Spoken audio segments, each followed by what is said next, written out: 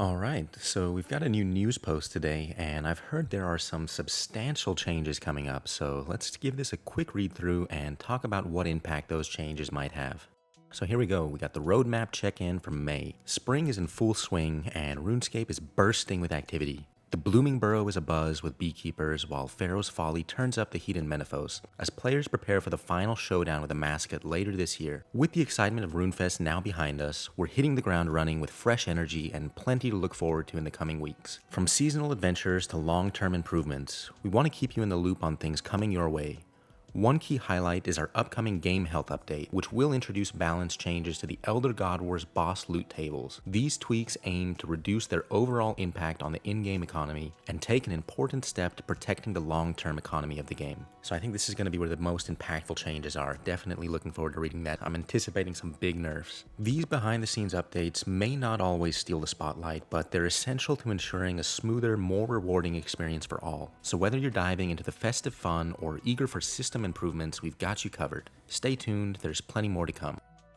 Alright, so we just got the little calendar here going through the updates for April and May. Let's see if there's anything exciting. Looks like May 12th we've got the Augmented Runecrafting and Thieving items, which we've got a little section coming up about that, so let's go ahead and check that out. So Augmented Runecrafting and Thieving. New perks, components, and 2 brand new skilling main hands for Runecrafting and Thieving are coming to the Invention Guild on May 12th. This update, formerly known as Skilling Profitability, is all about empowering skilling-focused players with fresh tools and opportunities. Whether you're a seasoned artisan or just looking to turn your talents into long-term profit, these additions aim to breathe new life into your favorite non-combat activities. We will talk more about this update in a pre-launch blog the week before the update. So that's definitely exciting. We already have the Runic Tuner, which increases XP and profitability from runecrafting. And that's an offhand item, so having a main hand to pair with that is going to be pretty interesting. Runecrafting has always been one of, if not the best skills to train for profit, and this is only going to make that better. This item coming from the Invention Guild is probably going to mean that it's more accessible than the Runic Tuner we have now. I imagine the recipe will be something similar to the current Artificer's Measure or the Orthan Furnace Core, but we'll have to wait and see. That, and we've also never had a skilling offhand or main hand item for thieving, so that's definitely going to be very interesting. Maybe something that increases your odds at finding clue scrolls. I know that thieving has historically always been a very popular method for clue scroll gathering, so this sounds like a good update overall, and it'll be nice to see what they come up with. Next up, we have the big section here, game health update for the Elder God Wars, Raksha, and Wilderness Flash events. Oh boy. When we first began exploring an update focused specifically on profitability, we took a step back to evaluate the broader state of RuneScape's economy. While we're always keeping an eye on the ebb and flow of wealth generation across the game, one trend has become increasingly clear. The Elder God Wars bosses are a significant outlier, particularly when it comes to their common loot pools. Their consistent value has raised the bar for bossing revenue, and as a result, we'll be making targeted adjustments to some of those loot tables on May 12th. We know that economic changes like this aren't always welcome news, but these kinds of updates are vital for the long-term health and sustainability of the game. We're focused on creating a balanced, rewarding experience for everyone, and that means addressing areas where systems are no longer functioning as intended. We will be listing all of these changes ahead of the launch, but to give you a general idea of what is impacted. Ongoing balance efforts. This is not a one-time change, but part of a continuous initiative. We're actively assessing the economic impacts of various systems and making adjustments to support long-term sustainability and overall game health. It's no surprise that nerfs are rarely welcome, and we've historically been cautious about making direct changes. However, this can lead to challenges when intervention is needed. Despite the belated short-term discomfort, we believe these adjustments are crucial for the long-term well-being of the game. Negative changes will exclusively impact common drops, not rare or unique drops. Some rare drop rates have been buffed slightly.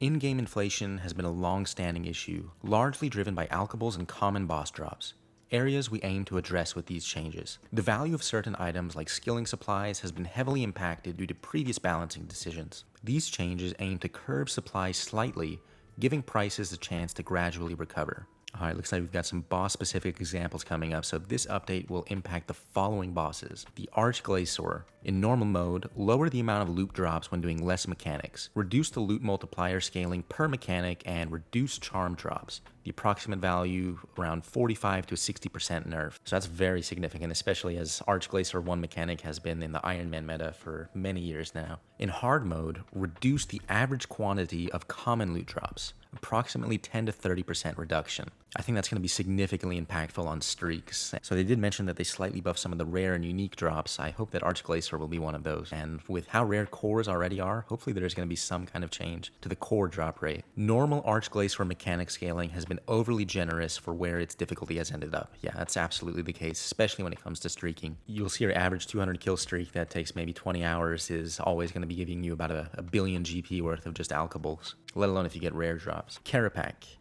Normal mode, reduce the average quantity of common loot drops, approximately a 30 to 35% reduction. Hard mode, reduce the average quantity of common loot drops, approximately 8 to 10% reduction.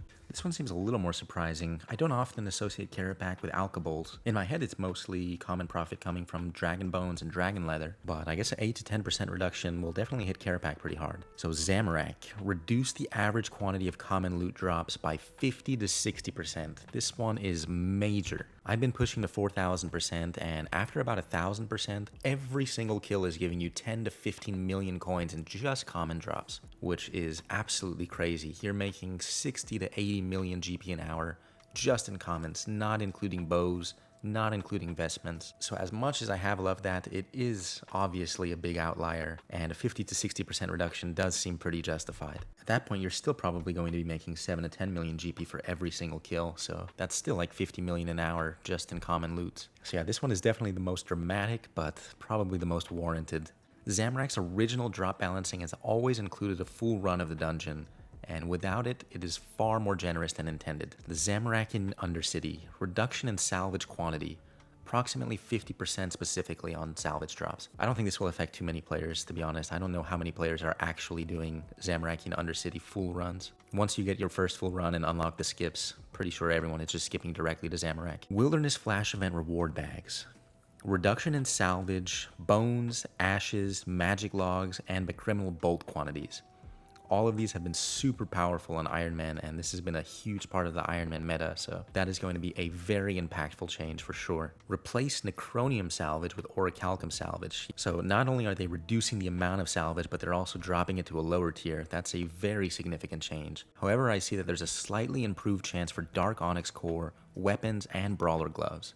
So overall, I imagine these will still be very worthwhile on any account. The experience from Wildy Flash events is still completely unbelievable, and buffing the rates on the rares might actually make up for the significant drop in value on the commons. I know, speaking for myself, I'm also excited about that improved Dark Onyx core chance. I've made a half dozen videos opening 100 sacks at a time, and I still don't have a core on my Iron Man, so maybe this will finally get me over that hurdle. Next up is Raksha. Replace Spirit Weed and Golden Dragon Fruit with Arbok and Siku Seeds. Siku Seeds sounds completely irrelevant to me, but Arbok is a major buff to that drop table right there. Arboks are notoriously difficult to get on an Iron Man or any account really, and they are by far the most expensive herb in the game. A lot of people kill Raksha, so that's going to be a lot of Arbok seeds coming in the game. That is a great change overall. Reduce the average quantity of salvage loot drops.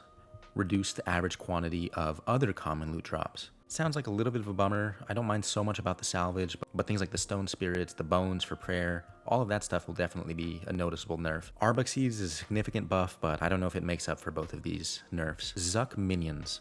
Reduce the average quantity of Onyx Bolt and salvage drops. Not too much to say there, that doesn't sound all that impactful to be honest. So that looks like the end of the boss profitability section. Definitely a lot of major nerfs coming. There's a couple of small buffs in there that might offset some of the pain, but overall this is a major nerf coming on May 12th. So that's the end of the boss profitability section. Let's continue on with this news post. Looks like we don't have too much more to go. We've got a double experience coming up. Double XP is the perfect chance to smash your goals and make serious progress. Whether you're gearing up for 110 crafting or leveling up to tackle the next desert quest ahead of your showdown with a Mascot, this is your moment. The event kicks off on May 16th and runs until May 26th, giving you 48 hours of double experience game time to use however you like over 10 days. Let the games begin. Alright, that's good for anyone. I'm 5.8 billion experience, but double experience coming up on May 16th. And then just a reminder for April, so this is all the content that's come out this month. We've had the Pharaoh's Folly quest, we've had the Blooming Burrow and Duck quest, the kind of Easter events going on, and there's also a game jam going on, so I will read this section. Game jam is a special time when our JMods come together to explore passion projects, let their creativity fly, and bring fresh ideas to life, often inspired by community feedback. Whether it's brand new content, long requested fixes, or experimental updates, Game Jam is where innovation begins. Past projects like the recent Duck quest and the Shooting Star rework both began life during during these creative sprints. Our next game jam is underway from the 22nd of April until 2nd of May, and we can't wait to see what exciting ideas begin their journey at this time around. Thanks for reading. We have more content and updates in the pipeline, but we just wanted to get some additional info out to the players ahead of May. So there you have it. There's the end of the April news post. To sum it up, there's significant boss profitability nerfs coming on May 12th. Common drops of the Elder God Wars are being slashed, seeing reductions as little as 10% across the board, up to 60% across the board. Some small drop buffs may make up for that, things like Arbug Seeds at Raksha and Dark Onyx Core getting a slightly buff drop rate, but overall this is a very significant profitability nerf. On the flip side, there are new skilling main hands coming to the game that will likely increase profitability specifically for Runecrafting and Thieving. So take advantage now, grind Zamorak as much as possible until May 12th, then shift the focus to skilling. So that's it for this video. Thanks for watching, subscribe if you enjoy my style, and see you next time.